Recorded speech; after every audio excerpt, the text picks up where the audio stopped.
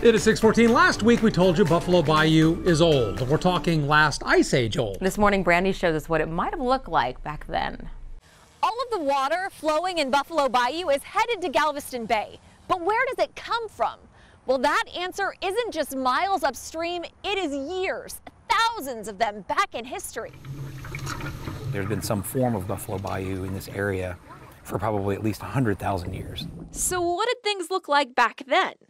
It's hard to know exactly, but geologists, I think it's like Tom Helm, pretty believable. have an idea. You can see that they fan out from the Brazos channel. It's not that far of a step of interpretation to say that this was a distributary channel for the Brazos at one time.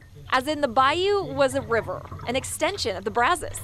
It's obviously gone through a few natural changes over time, and in the past century, man helped that process along. You can see back then in 1915 how meandering and how convoluted the course of the bayou was. It's still like that in spots, like this one. This is the more natural part.